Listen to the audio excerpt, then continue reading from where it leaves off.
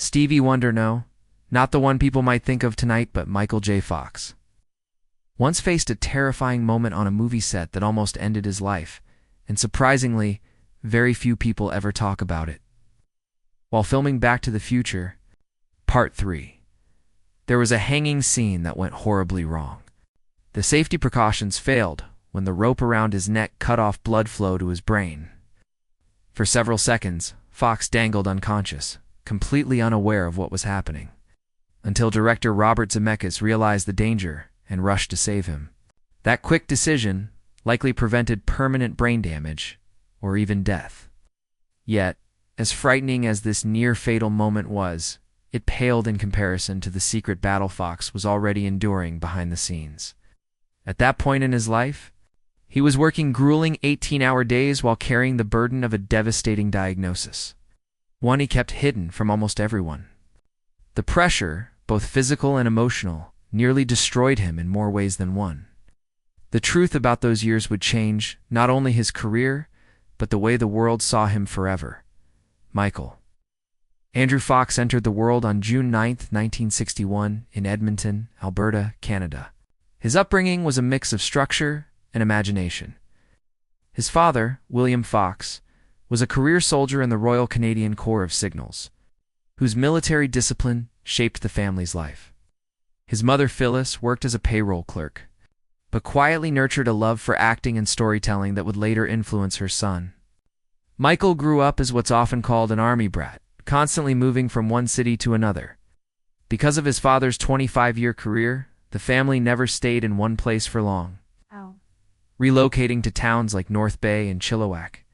By the time Michael reached his preteen years, he had already lived in 5 different cities. This constant change forced him to adapt quickly, learn how to read new situations, and use humor as a way to connect with people. It wasn't an easy lifestyle, but it shaped the quick wit and sharp comedic instincts that would later define his career. In 1971, when his father retired from the military, the Fox family finally settled down in Burnaby, British Columbia, offering Michael his first real sense of stability, just as he was entering the years that would define him. Like many Canadian boys, young Michael's earliest dream was to become a professional ice hockey player. He idolized legends like Bobby Orr and poured all of his energy into the sport, practicing with determination and giving every ounce of effort to the game. But while his passion was undeniable, nature dealt him a difficult hand. As his teammates grew taller and stronger, Michael stopped growing at just 5 feet 4 inches tall, a height that made competing in the NHL nearly impossible. The realization crushed him, forcing him to let go of his childhood dream and search for a new path where size didn't matter. That new path revealed itself in an unexpected place. Michael had already been teaching himself to play guitar and performing in small garage bands, but in high school he discovered something that truly changed his direction: drama class. In 1976, at just 15 years old, one of his teachers noticed his natural comedic timing and encouraged him to audition for a Canadian Broadcasting Corporation sitcom called Leo and Me. The producers were specifically looking for a small actor to play a 10-year-old boy. Ironically, the very trait that had ended his hockey ambitions, his size, suddenly became an advantage. Michael won the role, landing his first professional paycheck as a working actor. Walking into that audition, Michael had no idea it would alter his future forever. Despite having almost no professional experience, he impressed the producers with his youthful look and instinctive ability to handle the role. Leo and Me aired for 2 seasons, with Michael playing Jamie, the younger brother in the family. While the work was modest for a teenager in the late 1970s, it meant independence, financial freedom, and most importantly, the first true step toward a real acting career. The success of Leo and Me quickly opened more doors. Between 1978 and 1979, Michael became one of Canada's most recognizable young actors. He appeared in television movies such as Letters from Frank, portraying a troubled teenager coping with his father's alcoholism. Casting directors began asking for him by name, something rare for someone so young. He was earning about $1,500 per episode, the equivalent of roughly $6,000 today, by age 17. Michael was already featured in Canadian magazines as a rising star, a level of recognition that usually took actors years to achieve. In 1979, he landed a role that changed the way he viewed acting. He joined the stage production of The Shadow Box at Vancouver's Phoenix Theatre, playing Mark, a young man dying of cancer. The Pulitzer Prize-winning play dealt with heavy themes of life and mortality, and Michael, only 18 years old, was the youngest member of the cast by nearly a decade. The run lasted 6 weeks, with 8 shows each week, and though he was paid only $200 per week, a sharp drop compared to his television earnings, the experience gave him something far more valuable. Critics praised him for his vulnerability and emotional depth, qualities few expected from someone his age. It was during this time that Michael realized acting was not just a job. It could be an art form, something that demanded honesty, courage, and total dedication. That same year, Michael made the boldest choice of his young life. At only 18 years old, he turned down offers in Canada, including a starring role in a new show that would have paid him $2,000 per episode for 22 episodes. Instead, he risked everything by moving to Los Angeles. With only $500 in savings, no industry connections, and parents who feared he was throwing away a stable career, Michael pushed forward. His agent warned him that Hollywood wasn't kind to unknowns, especially someone of his height. But Michael refused to give up on the dream. He rented a tiny studio apartment in West Hollywood for $200 a month, living on bologna sandwiches and generic cereal while chasing auditions at first. A few auditions came his way, but by 1980 the phone had stopped ringing. Bills piled up until he owed $10,000 in credit card debt. Agents stopped calling. His landlord threatened eviction. For 1 week he survived on only $150, stretching it by buying day-old bread. By 1981, things had become so desperate that he sold his sectional couch piece by piece just to pay rent. He auditioned for over 100 roles without success, leaving him depressed and on the edge of quitting. His first small film break came with Disney's Midnight Madness. Released on February 8, 1980, Michael played Scott Larson, a bratty college kid who appeared for less than 5 minutes. The role paid him $2,000 for 2 weeks of work, just enough to cover rent temporarily. The film itself cost $4 million to make, but earned only $2.9 million at the box office. Worse, during filming, Michael was so underfed that he fainted after days of eating nothing but rice. He had beaten out 200 other hopefuls for the role, but it led to no new offers. He used the paycheck to cover $1,500 in debt, but by the end of 1980, he was broke again. Looking back, he would call this his rock-bottom intro into Hollywood. It was around this time that he was forced to change his name. Upon joining the Screen Actors Guild in 1979, Michael discovered another actor named Michael Fox already registered. On November 15th of that year, he chose the letter J, inspired by actor Michael J. Pollard from Bonnie and Clyde. He avoided his real middle initial A, fearing unflattering headlines like Michael A. Fox. By December 1st, 1979, he had officially signed the papers, paying $100 in fees he could barely afford. His new name, Michael J. Fox, first appeared in the credits of Midnight Madness. Years later, he admitted that Michael Andrew Fox sounded too formal and pretentious. While Michael J. Fox carried a friendlier, more approachable ring, little did he know that this small decision would create one of Hollywood's most iconic names. The call that changed everything came on August 20th, 1982. Michael was 21 years old, $30,000 in debt, and just days away from eviction. He had even started selling his last belongings to survive. His phone bill was 2 months overdue, and he did almost miss the call when his agent, Bob Schulenberg, informed him that he had landed the role of Alex P. Keaton in the NBC sitcom Family Ties. Michael had first auditioned in May 1982. And though nerves nearly ruined it, a callback in June turned things around. He beat out 500 other actors, including Matthew Broderick, for the role. The job paid $5,000 per episode, giving him $100,000 for the first season and saving him from total collapse. Family Ties premiered on September 22, 1982, when within a year was attracting 30 million viewers each week.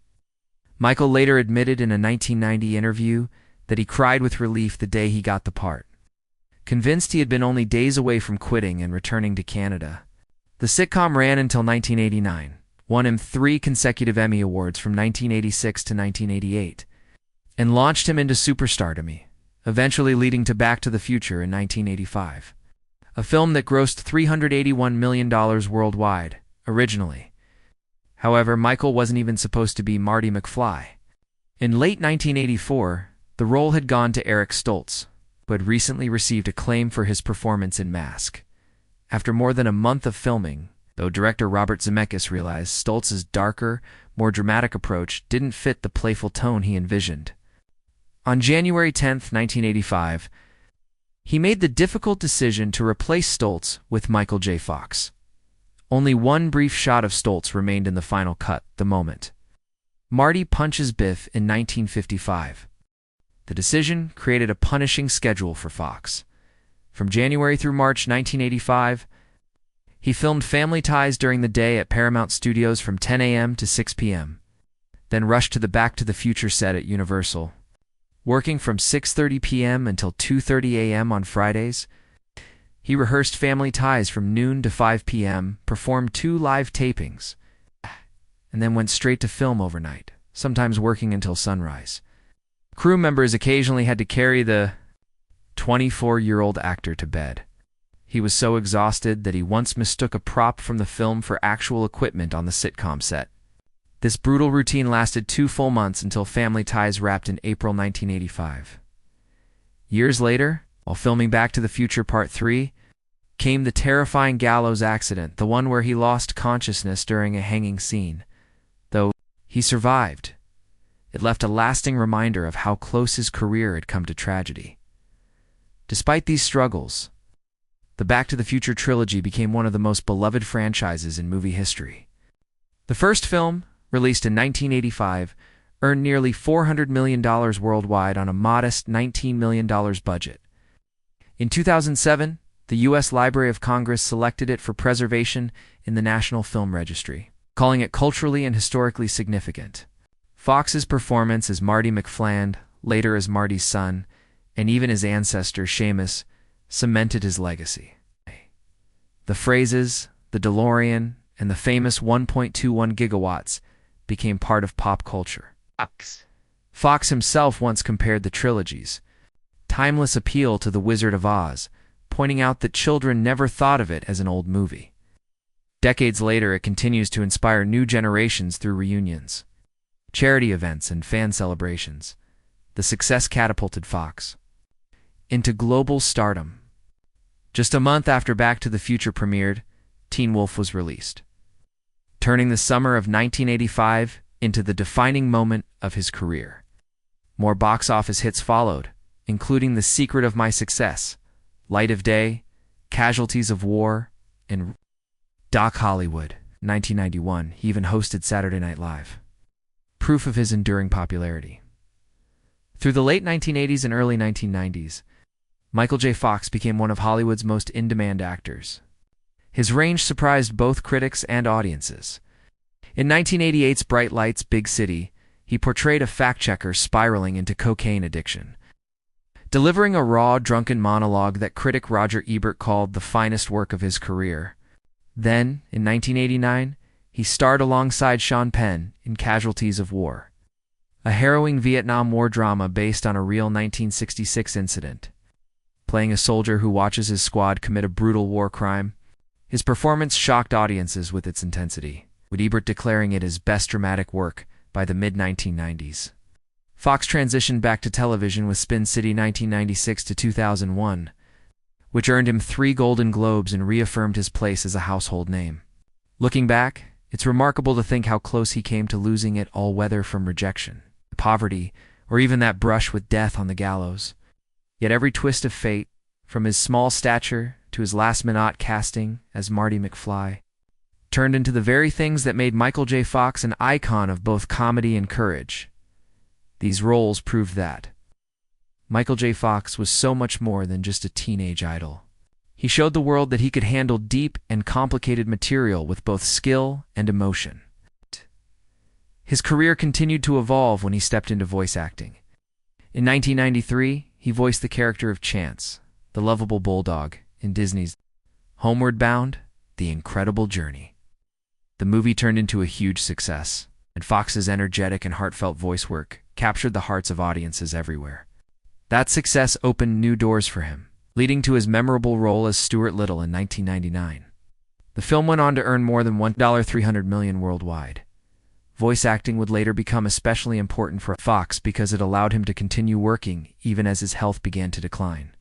He brought life to animated characters with his voice in other projects as well, such as Disney's Atlantis, The Lost Empire in 2001. Once again proving his incredible versatility as an actor. By this point in his career, Fox had already become a genuine box office powerhouse. His film The Secret of My Success brought in an impressive $110 million, while Doc Hollywood earned $54.8 million. Even Teen Wolf, which was released around the same time as Back to the Future, managed to collect $80 million worldwide. In total, his films grossed an astonishing $1.82 billion, which ranked him 144th among all actors at the time. Between 1985 and 1991, Fox accomplished a nearly impossible workload starring in 10 feature films, while also completing 7 full seasons of Family Ties. Yet, behind all of this incredible success, his health was quietly deteriorating. In 1991, while working on the set of Doc Hollywood, he noticed a twitch in his left pinky finger. At just 29 years old, he received life-changing news. A neurologist diagnosed him with early-onset Parkinson's disease. The diagnosis shook him to his core.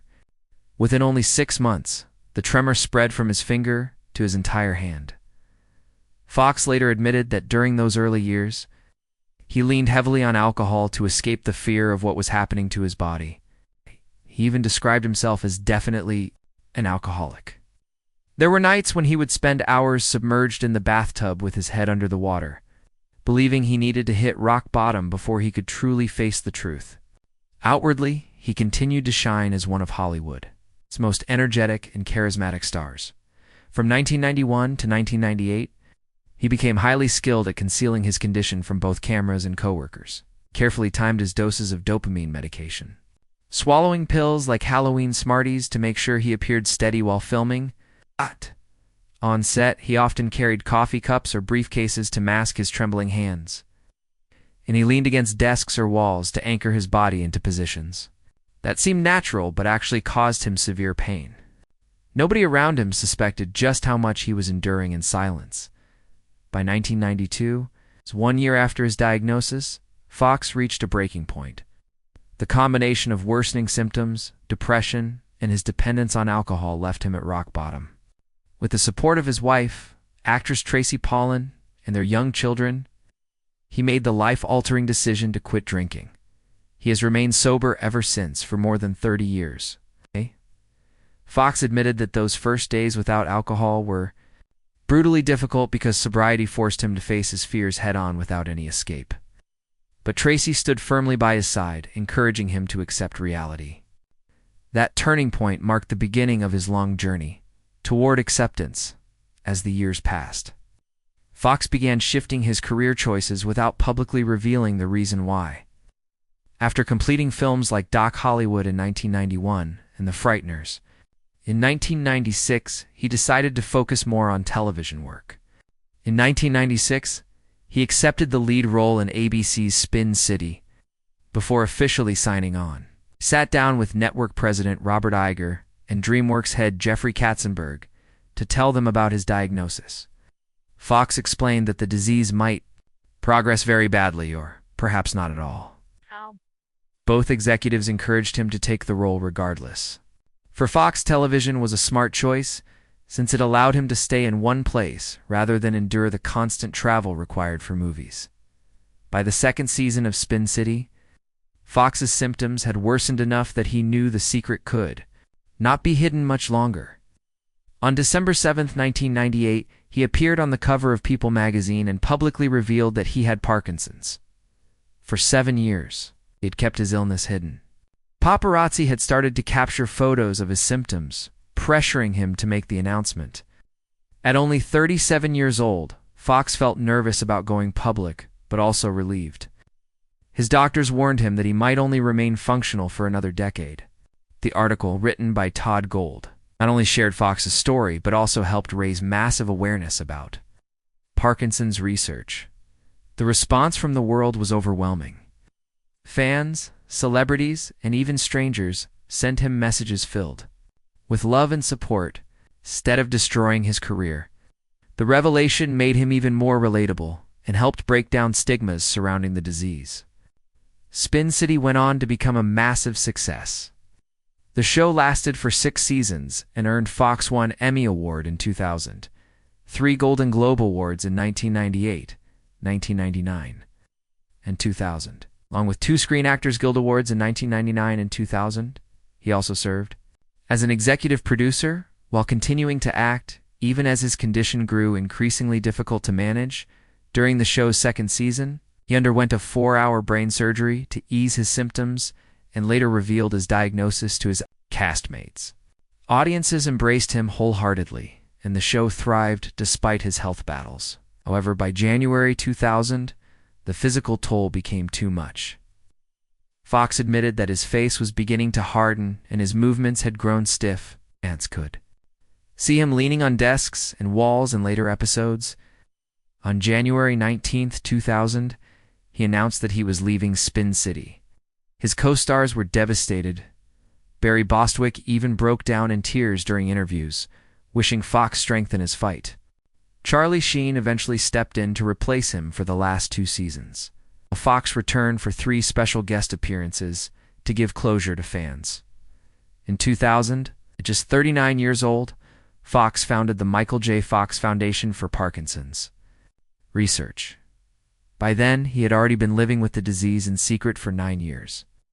What began as a personal mission quickly grew into one of the most influential organizations in medical research.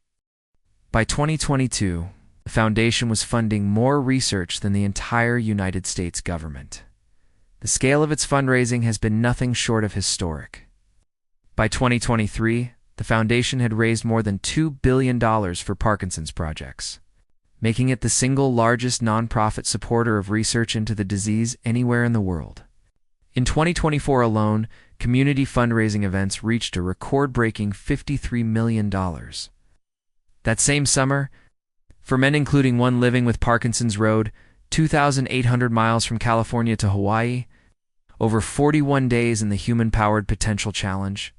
Their extraordinary effort inspired $41 million in donations, boosted by an anonymous donor who promised to triple every contribution. Even smaller campaigns had huge impact. For example, in 2016, a Nike raffle raised $6.75 million from just 2 auctions in Hong Kong and London.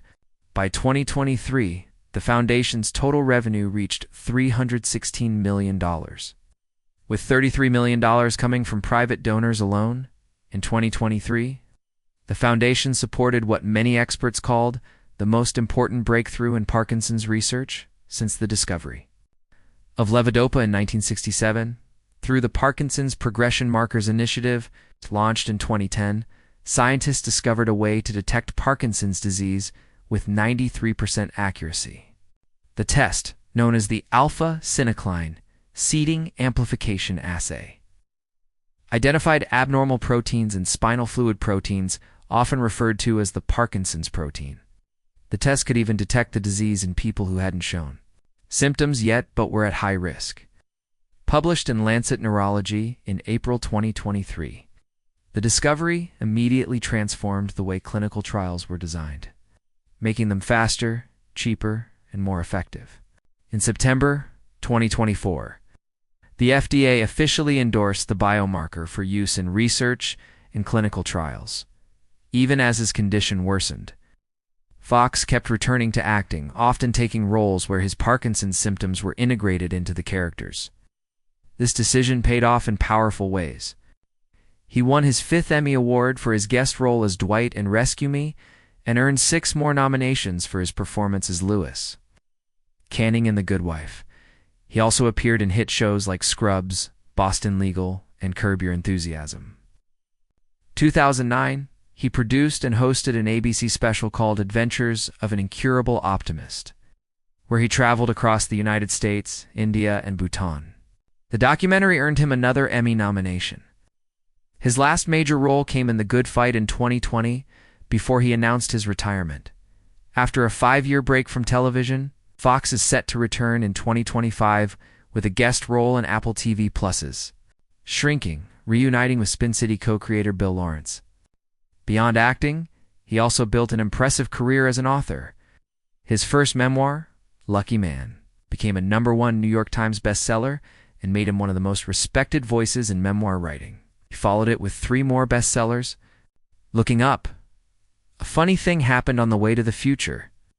In No Time Like the Future in 2020, 3 of his audiobooks received Grammy nominations, with Always Looking Up winning Best Spoken Word Album in 2010.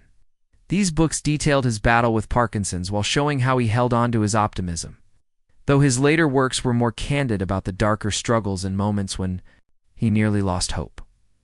On January 4, 2025, Fox received the Presidential Medal of Freedom from President Joe Biden at the White House.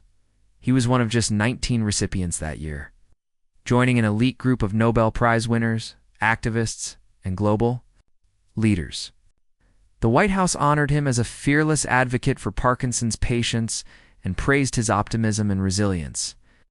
In his acceptance speech, Fox humbly shared the recognition with patients, families, and researchers fighting for a cure.